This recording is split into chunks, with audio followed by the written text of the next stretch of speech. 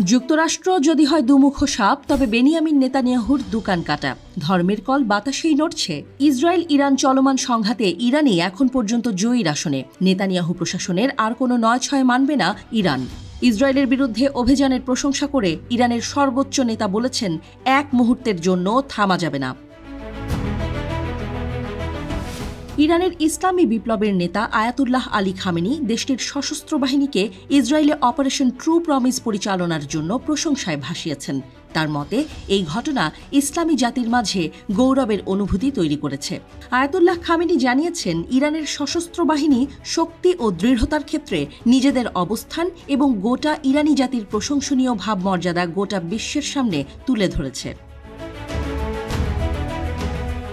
রাজধানী তেহরানে ইরানের উচ্চপদস্থ সামরিক কমান্ডারদের একটি দলকে সম্বোধন করে আয়াতুল্লাহ খামেনি বলেছেন, ইরানি বাহিনী আন্তরিকভাবে এবং সফলভাবে ইসরায়েলকে শাস্তি দেওয়ার পর ইরানের ক্ষমতা ও কর্তৃত্বের একটি ভালো চিত্র উপস্থাপন করতে সক্ষম হয়েছে।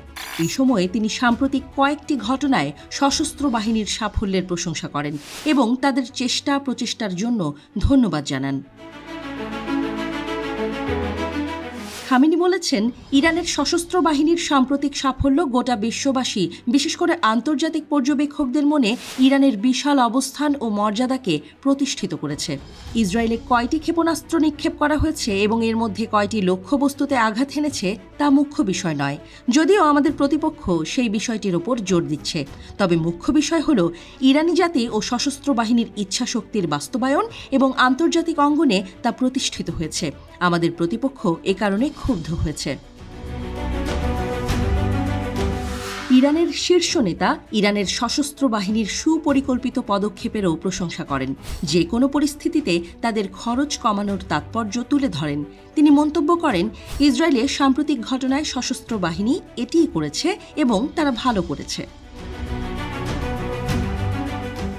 13 এপ্রিলের হামলায় ইরানের সস্তা ড্রোন ঠেকাতে বিলিয়ন বিলিয়ন ডলার খরচ করতে হয় ইসরায়েলকে। আয়াতুল্লাহ খামেনি IRGC, ইরানি সেনাবাহিনী এবং পুলিশ বাহিনীর প্রচেষ্টা ও কার্যক্রমের প্রশংসা করেছেন। সশস্ত্র বাহিনীকে তাদের প্রচেষ্টা চালিয়ে যাওয়ার এবং উদ্ভাবনী উদ্যোগের ওপর নির্ভর করে শত্রুতা ও শত্রুদের মোকাবেলা করার জন্য আহ্বান জানিয়েছেন। শত্রুদের মোকাবেলা করার জন্য উদ্ভাবন এবং নবপ্রযুক্তি ব্যবহারের ধারা অব্যাহত রাখার উপর গুরুত্ব আরোপ করে বলেন, এক্ষেত্রে এক মুহূর্তের জন্য থামা যাবে না, কারণ থেমে যাওয়া মানে পেছনে যাওয়া। কাজেই অস্ত্র, কৌশল ও পদ্ধতি এবং শত্রুদের প্রক্রিয়াগুলো চেনা জানার ক্ষেত্রে উদ্ভাবনী শক্তি ব্যবহারকে সবসময়ই কর্মসূচিতে রাখতে হবে। সিরিয়ায় ইরানের দূতাবাসে ইসরায়েলি হামলার জবাব দিতে ইরানের ইসলামী বিপ্লবী গার্ড কর্প IRGC গত সপ্তাহে ইসরায়েল অধিকৃত অঞ্চলে ব্যাপক ক্ষেপণাস্ত্র ও ড্রোন হামলা চালায়। প্রতিশোধমূলক ওই হামলার নাম অপারেশন ট্রু প্রমিস। তেহরানের দাবি, এই হামলা দখলকৃত ভূমি জুড়ে ইসরায়েলি সামরিক ঘাঁটির ক্ষতি করেছে। পাল্টা জবাব দিয়ে শুক্রবার ইরানের ড্রোন হামলা চালায়, যদিও তেহরান এই আক্রমণকে হাস্যকর বলে উড়িয়ে দিয়েছে।